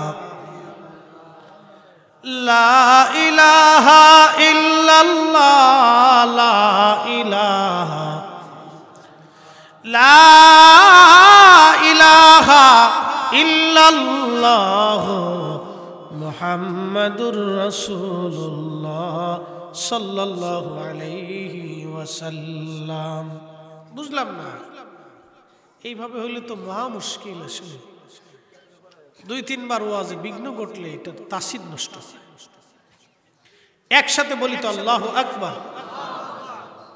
হয় না, হয় না, আরো জোরে। আমরা যে কয়জন লোক আছি, ঠান্ডা যত পড়ু, ঠান্ডা দিছে কে? এটা কি বাংলাদেশ সরকারের আইনে আইছে? বৃষ্টি দেয় কে? এটা কি ওই আবহাওয়া অধিদপ্তরের আইনে আসে? এই যে আপনাদের সমুদ্রে জোয়ার আসে, জোয়ার দেয় কে? এটা কি বাংলাদেশের সমুদ্রের আইনে আসে? এসব আল্লাহর আইনে আসে। আমরা কার আইন মানবো তাহলে? আকাশ আল্লাহর আইন মানে, জমিন আল্লাহর আইন মানে, সাগর আল্লাহর আইন মানে, পশুর আল্লাহর আইন মানে, একমাত্র মানুষই আল্লাহর আইন মানতে চায় না। কথা কন না, ঠিক কি না? এই মানুষ জাতি আল্লাহর আইন মানতে চায় না। ও আর শেষ মনোযোগ, মেরাজে গেছেন আল্লাহর নবী। তাহলে বোঝা গেল যেই নবীর আল্লাহ লা মাকানে নিছে সেই নবী আমাদের মতো, আমরা নবীর মতো কল্পনাই করা যায়। আচ্ছা বলেন তো, আল্লাহ পাক না না পাক? জোরে বলতো, জোরে জোরে জোরে। আল্লাহর আরশ পাক না না পাক? তো সেই আরশে নবীর নিল, নবী পাক না না পাক? সহজ বিষয়। আমাদের দেশের নজদিরা টেনা ফাঁসাইতে ফাঁসাইতে একদল আছে আমিন খুব চিৎকার করতেছে। এরা ভাবতেছে আমরা খুব দিন বুঝি। এদের আকীদা হচ্ছে আল্লাহ না, নবীজি না পাক। কোন নবী পাক হইতে পারে না, কারণ আল্লাহ পাক। নবীরে পাক বললে নবীরে আল্লাহর সমকক্ষ মনে করা হবে। কত বড় গাধা চিন্তা করে। এদের আহলের মধ্যে কুত্তায় পেশাব করছে। কি আসতে করলেন কেন? জোরে বলেন। কুকুরে পেশাব না করলে এই কথা মানুষ বলে? তাহলে বলেন আল্লাহর আরশ পাক না না পাক? আল্লাহ পাক না না পাক? আল্লাহ যেই পাক জায়গায় নবীরে নিলেন, তাহলে নবী পাক না না পাক? এই তো বুঝে গেছি। তাহলে নবী যদি পাক হয় তাহলে বোঝা যাচ্ছে আমরা নবীর মতো না, নবী আমাদের মতো না। কথা কোন ঠিক কিনা? এবার আসেন, আল্লাহর নবী জান্নাত জাহান্নাম ঘুরে দেখতে লাগলেন। জাহান্নাম ঘুরে দেখার সময় নবী দেখলেন অনেক বড় পেট, বিরাট বড় পেট এক জাহান্নামীর। খড়ের পালা, খড়ের পালা যত বিরাট তার পেটটা তত বিরাট। এত বড় পেটের মধ্যে শুধু সাপ আর বিচ্ছু কিলবিল করতেছে, কামড়াইতেছে, আর লোকটা গগন বিদারী চিৎকার মারতেছে। আল্লাহর নবী ডাক দেখে, জিবরাইল এই লোকটা কে? বলে, ইয়া রাসূলুল্লাহ, এই লোকটা হলো সুদখোর। দুনিয়াতে যে সুদ খাইছিল, এই সুদ খাওয়ার কারণে তার কবরের মধ্যে কঠিন আযাব হয়। ইয়া নবী আল্লাহ, তার কবরে জটিল আযাব দেওয়া হচ্ছে, তার এই জাহান্নামের মধ্যে কঠিন আযাব তার চলতেছে। আল্লাহর নবী দেখলেন জাহান্নামের ভিতর আরেক দল জাহান্নামী, পুরুষের পুরা শরীর আগুন আর নারীর শরীর আগুন। ওই যারা দুনিয়ার মধ্যে জেনা করতো, জেনা। আল্লাহর নবী বলতেছেন, উম্মতরিক, ওই জাহান্নামের ভিতরে যেই পুরুষ জেনা করত, সেই পুরুষের জন্য একটা আগুনের তৈরি নারী আনা হলো। ওই নারীটা ওই পুরুষটাকে জোর করে ধরে নিয়ে তার সাথে দুনিয়াতে সে যেরকম জেনা করত সেইভাবে সে করতেছে। তার সমস্ত শরীর করে পুড়ে ঝলসে যাচ্ছে, সে গগন বিদারী চিৎকার করতেছে। যে নারীরা জেনা করত, কিয়ামত জাহান্নামের ভিতরে এরকম একটা আগুনের পুরুষ তৈরি করে ওই নারীকে জাহান্নামের ভিতরে ওইভাবে শাস্তি দেওয়া হচ্ছে। ও নবীর উম্মত, এইভাবে নবীজি জাহান্নাম ঘুরে ঘুরে দেখে। আল্লাহর নবী জান্নাতের মধ্যে যায় দেখলেন হযরত বেলাল রাদিয়াল্লাহু আনহু আগে আগে হাঁটে। বেলালের আগে পায়ের আওয়াজ পাওয়া যায়। না না হইছে না, চিৎকার মেরে জোরে বলবেন আল্লাহু আকবার। বেলালের মর্যাদা আল্লাহ দিছে। তার মানে এটা না তিনি আবু বকরের চাইতে বেশি মর্যাদাবান ছিলেন। মর্যাদা দিছে, তার মানে এটা না তিনি ওমরের চাইতে বেশি মর্যাদা। তার মানে এটা না তিনি উসমানের চাইতে বেশি মর্যাদা। তার মানে এটা না তিনি আলী কাররামাল্লাহর চাইতে বেশি মর্যাদা। প্রিয় উপস্থিতি, বেলালকে আল্লাহ সম্মান দিছে। এক একজন সাহাবীকে আল্লাহ এক এক ধরনের ইজ্জত দিছে। স্তর আছে, সাহাবীদের মর্যাদার স্তর আছে। জান্নাতের ভিতরে বেলাল আগে আগে। আমার ভাই বলেছিলেন, হুজুর হযরত বেলালের জীবনী একটু শোনাবেন আমাদেরকে। আমি শেষ সময়ে তার জীবনের দিকে চলে গেলাম মেরাজ থেকে। আপনারা যা যা অনুরোধ করছেন আমি তাই তাই বলতেছি, কারণ আপনাদের মনের চাহিদা হতে পারে বহুদিন ধরে আপনারা বসে আছেন হুজুরের ওয়াজ শোনার জন্য। হাজিরিন, আশিক রাসূল বেলালের আওয়াজ জান্নাতে আগে আগে আগে আগে। নবীজি মেরাজ থেকে ফিরে আসার পরে ডেকে বলেন, বেলাল রে, তুমি কি আমল করো বলো। কিন্তু আপনি জানেন নবীজির মেরাজের আগে বেলালের অত্যাচারটা কত ভয়াবহ ছিল। কালেমার জন্য মার খাইতে খাইতে এত পরিমাণে তাকে মারা হয়েছিল, কোন সাহাবী বেলালের মতো অত্যাচার সহ্য করে নাই। তিনি হাবশী, বর্তমানে কেনিয়া, ইথিওপিয়া, ঘানা, এই অঞ্চলের মানুষ। এই অঞ্চলকে আগে হাবশী বলা হতো। বাবাজি, এই অঞ্চলের মানুষ খুবই নিগ্র, কালো, এবং দেখবেন তাদের এত পরিমাণে কালো, সূর্যের আলো পড়লে কালোর মধ্যে জিল দেয়। সূর্যের আলো পর্যন্ত জিল দেয়।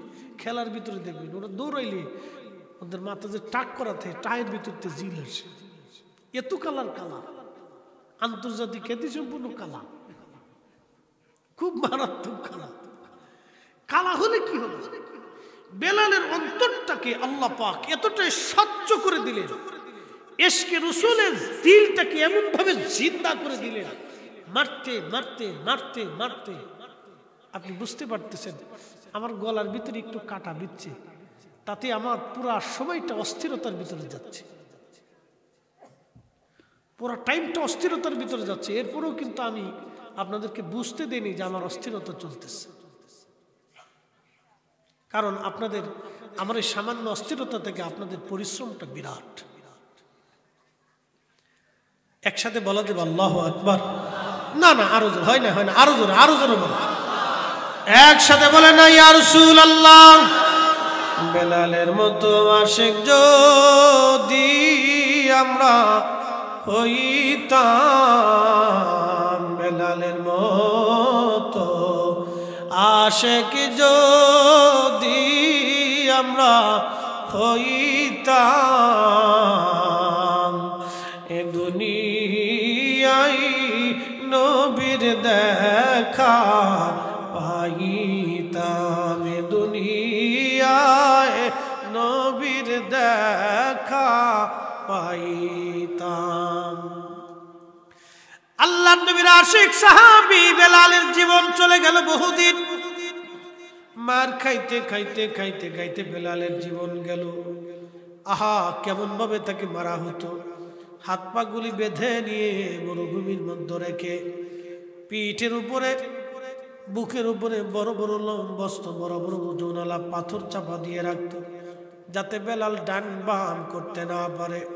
হাত পা গুলি বেঁধে খুঁটির সাথে বেঁধে চেপে রাখতো। প্রচন্ড গরমে লু হাওয়ায় বেলালের শরীর করে ঝলসে যাইত। ওই অবস্থায় তাকে চাবুক দিয়ে পিটানো হতো, ফিনকি মেরে মেরে রক্ত পড়তো। কোনো চিকিৎসা করানো হতো না, কোনো ওষুধ দিতে হতো না, দেওয়া যাইতো না, কোনো ওষুধ তাকে দেওয়া হতো না। কত রজনী নির্ঘুম বেলালের কেটে গেছে আমাদের জানা নাই। কত রাত্রবেলা বেলাল নির্ঘুম কাটছে, কত রজনী বেলালের নির্ঘুম কেটে গেছে। প্রিয় হাজিরিন, খুবই মনোযোগ দেন। আশিক রাসূল বেলাল এইভাবে দিন কেটে গেল। আবু বকর সিদ্দিক রাদিয়াল্লাহু আনহু তাকে কিনে নিয়ে আসলেন। আল্লাহর নবীর মেরাজ থেকে ফিরে আসার পরে নবী বললেন, বেলাল রে, আমি জান্নাতে তোর আগে আগে পায়ের আওয়াজ পাইছি, বলবি দুনিয়ার মধ্যে কি আমল করো বেলাল বলো। বেলাল ডাক ডাকে, ইয়া রাসূলুল্লাহ, আমার ওযু চলে গেলে আবার ওযু আমি করি এবং 2 রাকাত আমি নামাজ পড়ি। একবার জোরে বলা যাবে আল্লাহু আকবার। অজু গেলে আবার অজু করি, 2 রাকাত নামাজ পড়ি, অজু গেলে আবার অজু করি। নবীজি ডাক দিয়ে বলেন, বেলাল রে, আমলের কারণে তোকে জান্নাতে আগে আগে দেখলাম। নবীজি মক্কা ছেড়ে মদিনায় হিজরত করে চলে গেলেন, বেলালও গেলেন। আজান প্রবর্তন হলো, আল্লাহর নবী আজান প্রবর্তন করলেন, আজান দেওয়া শুরু হলো। নবীজি বেলালকে ডেকে বলেন, বেলাল তুমি আজকে থেকে আজান দিবা। আজানের নিয়ম কানুনগুলি বেলালকে শিখিয়ে দেওয়া হলো। হযরত বেলাল রাদিয়াল্লাহু আনহু আজান শুরু করলেন। দীর্ঘদিন মাদানী জীবনে যতদিন আজান ছিল, নবী ছিল, ততদিন বেলাল আজান দিলেন। বুঝতেই পারতেছেন মুয়াজ্জিন বেলাল ইমাম রাহমাতুল লিল আলামিন। শুধু ইমাম রাহমাতুল লিল আলামিন সেই ইমাম না, বর্তমান যে বাইতুল আকসা নিয়ে যুদ্ধ হয়, ওই বাইতুল আকসার ১৬ লক্ষ নবীর উপস্থিতিতে আমাদের নবী মেরাজের রাত্রিবেলা নামাজ পড়াইলেন। ওই মসজিদ নিয়ে আজকে যারা জিহাদে রত আছে, আমি মনে করি ওরাই হলো বর্তমান জমানার শ্রেষ্ঠ মুসলমান। কথা কন না কেন, ঠিক কিনা?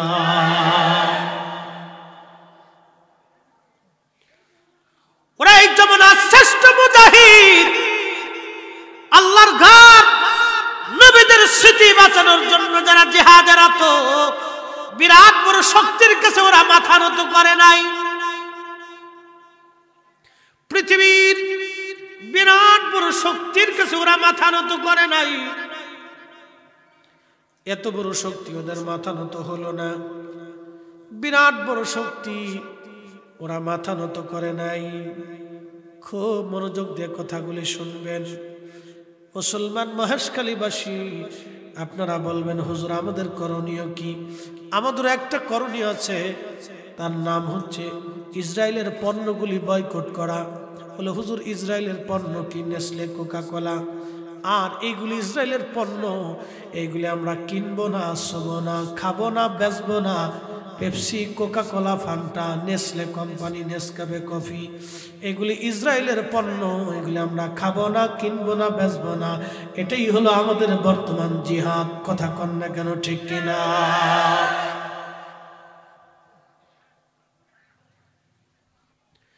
এই পণ্যগুলি আমরা খাবো না, কিনবো না, বেচবো না। বলবেন হুজুর সামান্য এই পণ্য বিক্রি করে না কিনে ওদের কি লস হবে? ওদের কি লস না লাভ আমরা সেটা জানি না, কিন্তু আমরা বলতে বলবো রব, দুনিয়াতে ওই হামাসের মুক্তি যোদ্ধারা আর এই ফিলিস্তিনের লক্ষ লক্ষ মা শিশু, কালকে দেখলাম এক ছেলে বলতেছে আমার ফ্যামিলির মধ্যে 17 জন মানুষ শহীদ হয়ে গেছে। আপনি কল্পনা করতে পারবেন তার একটা ফ্যামিলির মধ্যে 17 জনই নাই। একদিন দেখতেছি এক বাবা সবাই মিষ্টি খাওয়ায়। বলে কেন মিষ্টি খাওয়াও? ওই ফিলিস্তিনি বাবা বলতেছে আমার সব কয়টা সন্তান শহীদ হয়ে গেছে, আমার সব কয়টা সন্তান শহীদ। কালকে খবরের ভিতরে দেখলাম এক নারীর অস্ত্রোপচার হয়েছে, ইসরায়েলের সৈন্যরা ওই নারীকে বোমা মারছে, নারীর পা উড়ে চলে গেছে, কিন্তু হসপিটালে নিতে পারে না, ইসরায়েলের সৈন্যরা নিতে দেয় না। ওই অবস্থায় আপনি বুঝতেই পারতেছেন তারা অপারেশন করছে, পা কেটে ফেলে দিয়েছে, অস্ত্রোপচার হয়েছে, তারা অজ্ঞান করতে পারে নাই এবং তার অবশ করার জন্য একটা ইনজেকশনও দিতে পারে নাই। ওই অবস্থায় তার পা কেটে ফেলে দেওয়া হয়েছে। কত বড় যন্ত্রণা, কত কঠিন, আপনি ভাষায় প্রকাশ করতে পারবো না। আমি এটা বলতেছে, আমি যন্ত্রণাকে দূর করার সময় ওই সময় কোরআন তেলাওয়াত করতেছিল। আল্লাহু আকবার। আমি যন্ত্রণা দূর করার জন্য কোরআন তেলাওয়াত করেছি আমি। এবার বুঝেন ও দেশের মেয়ে, আর আমাদের দেশের নারীরা এমন মেয়ে জন্ম হয়েছে, ওরা লিপস্টিক নষ্ট হবে দেখে অজুই করে না। কথা কম না কে? এত বেড়ি দিয়ে কি হইবে? হ্যাঁ, এই সমস্ত বেড়ি দিয়ে হবে কি? অপারেশন চলতেছে, অস্ত্রোপচার, তার পা কেটে ফেলে দেওয়া হচ্ছে।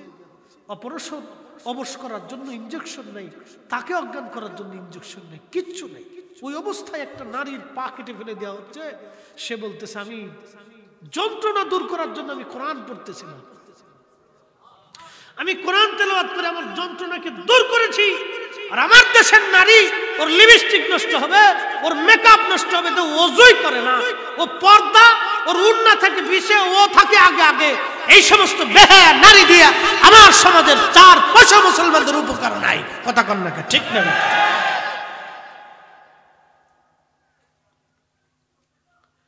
প্রিয় উপস্থিতি, খুব মনোযোগ দিয়ে আল্লাহ নবীর জমানাতে আযান প্রবর্তন হলো। বেলাল আযান দিচ্ছেন বহুদিন। আযানের এতই ফয়জত, আল্লাহু আকবার, এতই প্রেম ছিল আযানের মধ্যে। বেলাল আযান দেওয়ার পরে কোন সাহাবী ঘরের মধ্যে আর থাকতে পারতেন না। সাহাবীরা বের হয়ে মসজিদে নববীতে চলে আসতেন। আল্লাহর নবী হুজুরে কারীম সাল্লাল্লাহু আলাইহি ওয়াসাল্লাম রাসূলে কারীমের সাহাবীদেরকে নিয়ে নামাজে দাঁড়ায় যাইতেন।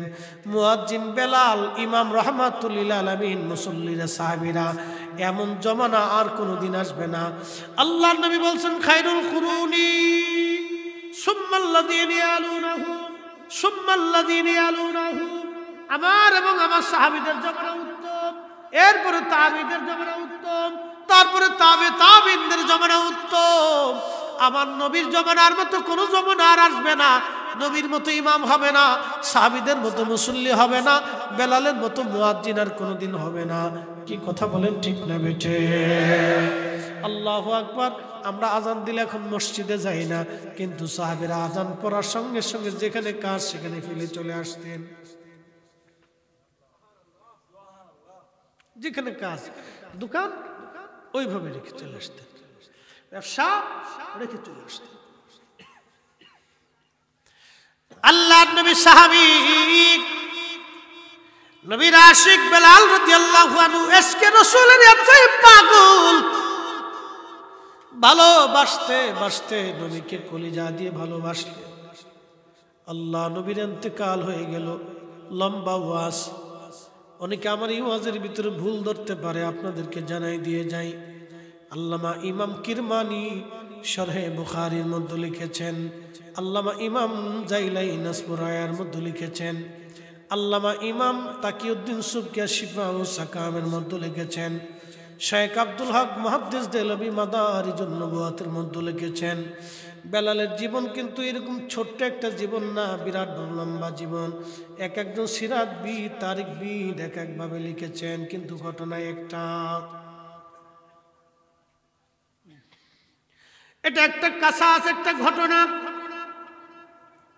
হযরত বেলাল নবীর ইন্তেকালের পরে পান করলেন, আর কোনোদিন তিনি আযান দিবেন না। একটাই চিন্তা, আমি কারে আযান শোনাবো, আমার আযানে কে আজকে নামাজ পড়াবে? নবীর ইন্তেকালের পরে সাহাবীরা পাগল পড়া হয়ে গেল। বুঝতেছেন কেমন পাগল? নবীর দরবারে একটা উট ছিল, উটের নাম কাসওয়া। এই কাসওয়া উট প্রত্যেক নবীর ইন্তেকালের 3 দিন পর্যন্ত সে কাঁদছিল। আপনারা আরবে যারা থাকবেন, থেকেছেন, তারা জানেন, উট যখন কান্না করে তখন মানুষের মতো চিৎকার মেরে মেরে কাঁদে। উটের কান্না বন্ধ হয় নাই, একাধারে 3 দিন পর্যন্ত কেঁদেছে। আল্লাহ তার খাওয়া দাওয়া বন্ধ করে দিল। 3 দিন পর্যন্ত সে পানি পর্যন্ত পান করে নাই। এই কাসওয়া উট নবীর ইন্তেকালের পরে পাগল পারা হয়ে গেল। একটা প্রাণী পর্যন্ত স্থির থাকতে পারে নাই। 3 দিন পরে দৌড়াইয়া একটা কুয়ার মধ্যে ঝাঁপিয়ে পড়ে এই কাসওয়া মারা গেল। বাজান রে, নবীর বিরহ বেদনা এত কঠিন, একটা উট পর্যন্ত সহ্য করতে পারে নাই। হযরত ওমর তলোয়ার টেনে বের করে বলে, সাহাবীরা যদি বলবি নবী মরে গেছে, গলা কেটে ফেলব। আমার নবী মরে নাই। ওমরের মতো সাহাবী পাগল পারা হয়ে গেছে, কি করবে দিশেহারা? একমাত্র আবু বকর রাদিয়াল্লাহু আনহু, তিনি শুধুমাত্র বয়োজ্যেষ্ঠ সাহাবী ছিলেন বিদায়, এবং আল্লাহর নবীর দরবারের কাছে কাছে ছিলেন বিদায় নিজেকে স্থির রেখেছিলেন। সেই দিন বেলাল কথা বলে না, আযান দেয় না, একরকম পরে আসি। কারো বাড়ি রান্না বান্না নাই, খাওয়া দাওয়া নেই, শিশুরা কান্দে, মহিলারা কান্দে, নবী নাই। এই দৃশ্যটা সাহাবীদের কলিজায় মানতেছে না, নবী নাই। আপনারা জানেন মা মরে গেলে সন্তান গলা কাটার মতো কাঁদতে থাকে। মা মারা গেলে ছোট্ট ছেলেটা দেখবেন পাগল পারা হয়ে যায়, মা নাই, কি করে সহ্য হবে? মেয়েরা কান্দে, ছোট্ট ছেলেটা মার জন্য কাঁদতে থাকে, মা নাই। যে এতিম হয় সে জানে এতিম হওয়ার মানে ব্যথা কেমন। নবীর জমানায় সাহাবীরা জানতো নবীর বিরহ বেদনার ব্যথা কেমন। বহুদিন এইভাবে পার হলো, বেলাল রাদিয়াল্লাহু আনহু আর আজান দেন না। আবু বকর বহুবার বলছে বেলাল রে আজান দাও। বেলাল ডাক দেয় বলে, আবু বকর আপনি আমারে কিনেছিলেন যে আল্লাহর জন্য না নিজের জন্য? আবু বকর ডাক দেখে, বেলাল রে আমি তোমাকে কৃতদাস থেকে কিনে আনছিলাম, আল্লাহর জন্য তোমারে মুক্ত করে দিয়েছি, আমি আমার নিজের জন্য কিনি নাই, আল্লাহর সন্তুষ্টির জন্য তোমারে কিনে আজাদ করে দিয়েছি। বেলাল ডাক দেখে, তাহলে আবু বকর আপনি আমার উপর অধিকার খাটাবেন না, আমি আজান দিতে পারবো না, আমার দ্বারা সম্ভব না আজান দিতে, আমি আজান দিতে পারবো না, এটা আমার দ্বারা সম্ভব না, আমার সহ্য হয় না। ভাইজান আমার খুব মনোযোগ দিয়েন। বেলাল হযরত আবু বকরের কাছ থেকে বিদায় নিলেন। ইমাম জাইলে নাসপুরার মধ্যে লিখলেন, বেলাল রাদিয়াল্লাহু আনহু বিদায় নিচ্ছেন। ওগো আবু বকর আপনি আমাকে বিদায় দিয়ে দেন, আমি চলে যাব। কোথায় যাবে তুমি? সিরিয়াতে। মদিনার এই স্মৃতিগুলি আমার আর সহ্য করতে পারি না, আমি রওজা শরীফ দেখলে আমার সহ্য হয় না। আপনারা দেখবেন কত হাজি বাংলাদেশ থেকে মদিনায় যাওয়ার পরে রওজা শরীফ দেখার সঙ্গে সঙ্গে চোখের পানি ফেলে ফেলে হাজি কাঁদতে থাকে। অনেক আবার নজদিপন্থী হাজি আছে যারা রওজা শরীফ গেলে শুধু সালাম দিয়ে চলে যায়, তাদের কোনো অনুভূতি নাই। কিছু সুন্নি আশিকে রাসূল আছে দেখবেন রওজা শরীফ দেখার সঙ্গে সঙ্গে চোখের পানি ফেলে ফেলে কাঁদতে থাকে। আমি নিজে দেখছি হাজি মদিনার থেকে ফিরে আসার সময় অজর ধরে কাঁদে। হাজি নিজেকে সহ্য করতে পারে না যে আমি কি করে নবীর কদম থেকে ফিরে চলে যাব, আর কোনদিন নবীর কদমে আসার সুযোগ আমার নাও আসতে পারে। হাজিরা কান্দে। নবীজি রওজা শরীফ দেখে দেখে হাজিরা বিদায় নেওয়ার সময় কাঁদতে থাকে। বুকের ভিতরে এত পরিমাণে ব্যথা করে, প্রেমিক ছাড়াই ব্যথা কেউ বুঝবে না। হযরত বেলাল চলে গেলেন। বহুদিন পরে নবীজি স্বপ্ন দেখায়, কিরে বেলাল কেমন জুলুম তুমি আমার সঙ্গে শুরু করছো রে বেলাল, কতদিন হলো তুমি আমার জিয়ারতে আসো না বেলাল, আয় আয় আমি নবীর জিয়ারতে আয়। বুঝতেই পারছেন মহেশখালীবাসী, একজন সাহাবী কলিজার ভিতরে কতটুকু প্রেম থাকলে নবী তাকে কাছে ডাকতেছে, বেলাল আয় আমার জিয়ারতে আয়। চিৎকার মেরে জোরে বলেন না ইয়া রাসূলুল্লাহ। তাহলে বলেন নবী আসে না নাই? চিৎকার মেরে জোরে বলেন আসে না নাই?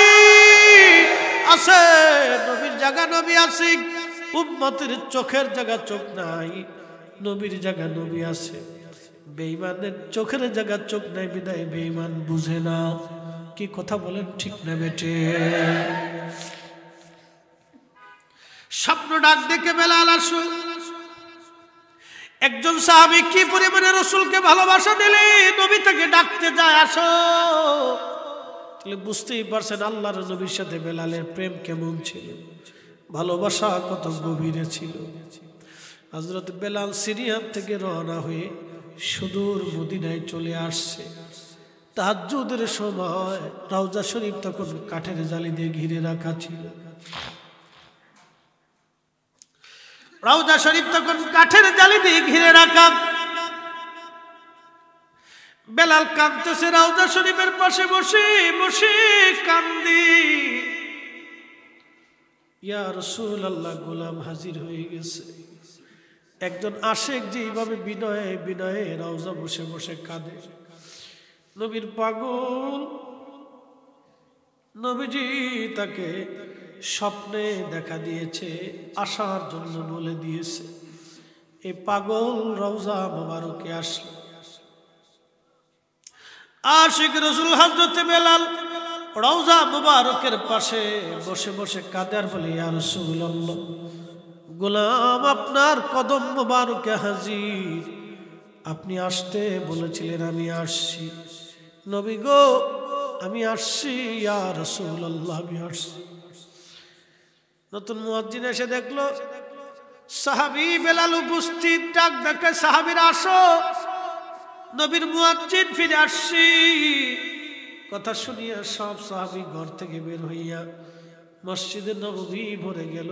বেলাল ফিরে আসছে বলে বেলাল আসছে। আল্লাহু আকবার। সাহাবীরা ডাক ডাকে, বেলাল রে, কতদিন হলো তোমার সেই লাহানে আজান শুনি না, একটা বার আপনার আজান শুনে দাও। আপনারা যেমন আমার রিকোয়েস্ট করেন, হুজুর বেলালের ওয়াজটা আমাদেরকে শোনান। বাংলাদেশের যত জায়গা গিয়েছি, শুধু বাংলাদেশ না, কয়েকদিন আগে ইন্ডিয়াতেও গেলাম, সেখানকার প্রত্যেকটা মাহফিল থেকে অনুরোধ আসছে, হুজুর বেলালের ওয়াজটা শোনাই যাবেন। এটা আমাদের হৃদয় কেড়ে নিয়েছে। এই ওয়াজ শুনে শুনে চোখের পানি ফেলে আমরা কাঁদি। আমাকে বহু লোক বলছে, হুজুর জীবনে নামাজ পড়তাম না, রাসূলুল্লাহর প্রেম কি জিনিস অন্তরের মধ্যে ছিল না, এই ওয়াজ শোনার পরে আমি নামাজি হয়ে গেছি, সমস্ত হারাম কাজ ছেড়ে দিয়ে আমি ভালো হয়ে গেছি। আমার কাছে বহু মানুষ বলছে, হুজুর খারাপ কাজ থেকে ভালো হয়ে গেছে একটা ওয়াজ শুনে। জীবনে দোয়া করবেন মৃত্যুর আগ সময় পর্যন্ত নবীর ভালোবাসা নিয়ে কবরে যাইতে পারি। অনেক কওমি মাদ্রাসার মুতামিম আমাকে জড়িয়ে ধরে বলছে, হুজুর আপনার এই ওয়াজ শুনে জীবনে বহুবার আমরা কেঁদেছি, চোখের পানি ছেড়েছি। বাবারে, ঘটনাটা চমৎকার, একজন সাহাবীর জীবনের বড় বাস্তব ওয়াজ। বেলাল কাঁদতেছে, সাহাবীরা এসে কেঁদে বলল, বেলাল রে, কতদিন হলো তুমি আজান দাও না, বেলাল আজান দাও।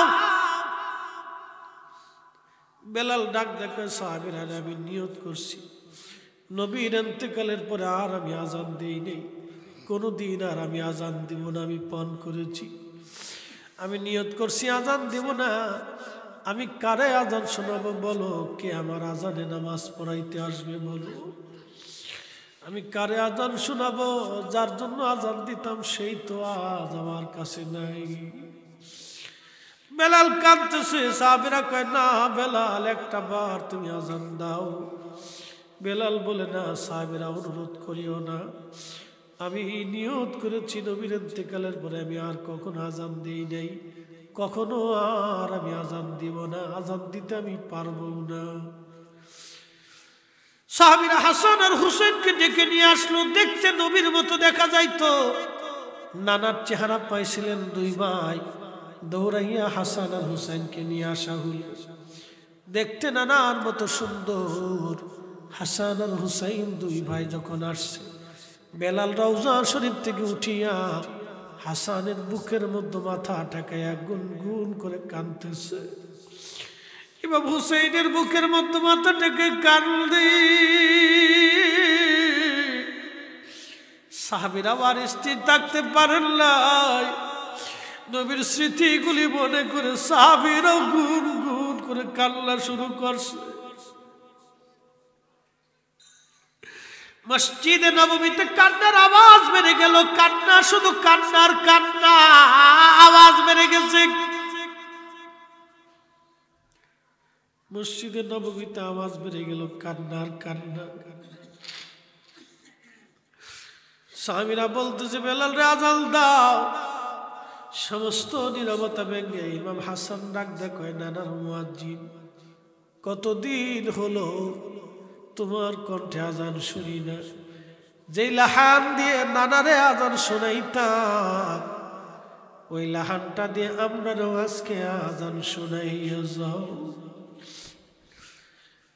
নবীর দৌহিত্রেরা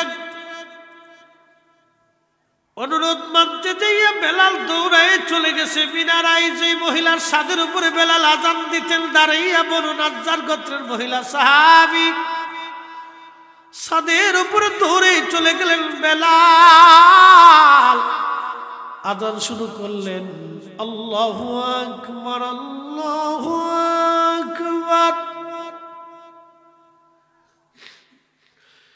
আল্লাহু আকবার আল্লাহু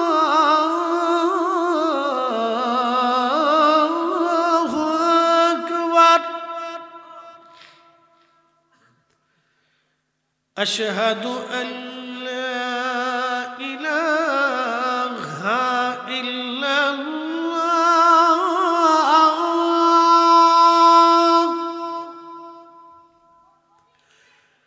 আশহাদু আন লা ইলাহা ইল্লাল্লাহ।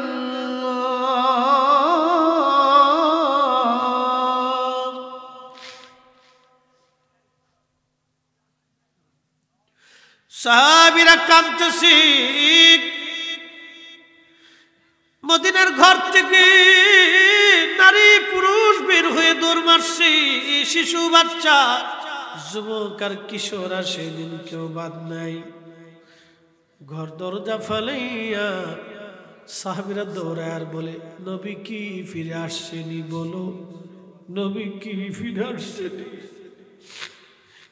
ইমাম তাকিউদ্দিন সুবকি আর শিফাউস সাকামের মধ্যে লিখতেছেন, ইমাম ইবনে আসাকির তার তারিখের মধ্যে লিখতেছেন, শাইখ আব্দুল হক মুহাদ্দিস দেলভী মাদারিজুন নবুওয়াতের মধ্যে লেখেন, সাহাবীরা কান্দার বলে, নবী আসছেনি।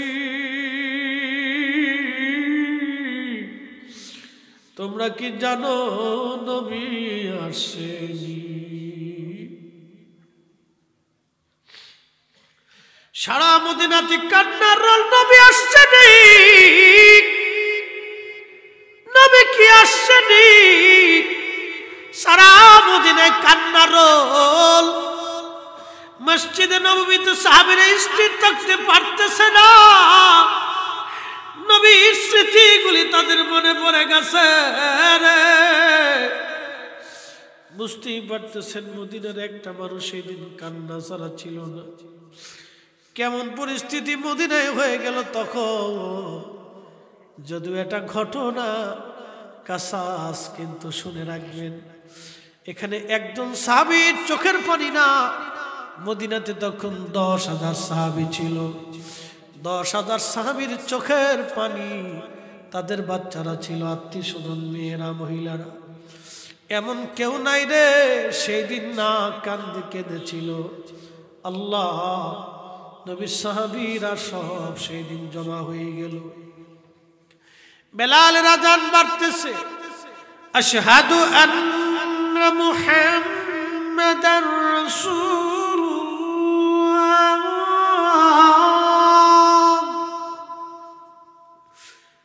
ঠিক তখনই মদিনার মাটিগুলি থরথর থরথর করে কেঁপে উঠছে। চিৎকার মেরে জ্বলবেন, জোরে বলবেন কে আল্লাহু আকবার। না না না, একসাথে জোরে বলেন আল্লাহু আকবার। হাত উঁচা করে বলেন না ইয়া রাসূলুল্লাহ। আমি রাসূলের বিরহ বেদনার যন্ত্রণা বুঝাইতে পারবো না, শুধু এতটুকুনি বলি, ওই দিনের আযানে পৃথিবীর মাটি কেঁপে উঠেছিল। শুধু মদিনার মানুষ না,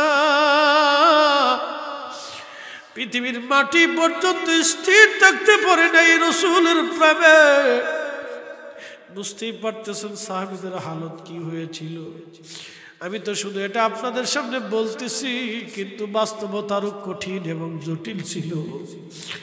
আমি তো শুধু আপনাদের সামনে বর্ণনা করছি, কিন্তু বাস্তবতা আরো কঠিন, বাস্তবতা আরো কঠিন। কারো বিরহে, কারো আযানে মাটি কাঁপে নাই কোনোদিন, আর কোনোদিন কাঁপবে না। একদিনে বেলালের আযানে পৃথিবীর মাটি পর্যন্ত কেঁপেছিল। তো বুঝতেই পারতেছেন আজানের ভিতরে কি পরিমাণের বিরহ প্রেম ছিল। সাহাবীরাও কাঁদতেছে, সাহাবীদের কলিজা ছিঁড়ে ছিঁড়ে আসতেছিল। এটা ছিল বাস্তব, আমি আপনাদের সামনে উপস্থাপন করলাম। এই সত্য ঘটনা উপস্থাপনে আপনাদের চোখের পানি বেরিয়ে বেরিয়ে চলে আসলো। বাস্তব যদি সেই দিন উপস্থিত থাকতেন হয়তো অনেকের কলিজা ফেটে যাইতো, সেই দিন ধৈর্য ধরতে পারতেন না। সাহাবায়ে কিরামকে আল্লাহর নবী এত পরিমাণে সাহাবীরা ভালোবাসতো। যদিও সাহাবীরা ভালোবাসে সর্বাগ্রাধিকার এবং তারা সম্মানিত, তাদের ভালোবাসার মধ্যে তুলনা নাই। তারপরেও আমি আপনাদেরকে উপমা দিলাম, হয়তো যদি আল্লাহ আপনাদের কবুল করত, সেই দিন যদি আপনি এই মর্যাদা পাইতেন তাহলে হয়তো আপনি বরদাস্ত করতে পারতেন না। আল্লাহ পাক রব্বুল আলামিন জমিন পর্যন্ত বরদাস্ত করতে পারে নাই, কেঁপে উঠল। বেলাল অজ্ঞান হয়ে পড়ে গেলেন, বেহুশ হয়ে পড়ে গেলেন, আর আজান দিতে পারেন নাই।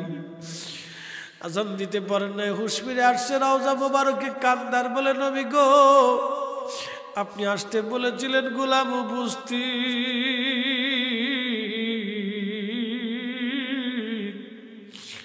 গোলাম আপনার কদমে হাজির হয়ে গেছে। আমি আজান দিলে আপনি নামাজ আসতেন, আজকে আজান দিলাম আর আপনি নাই।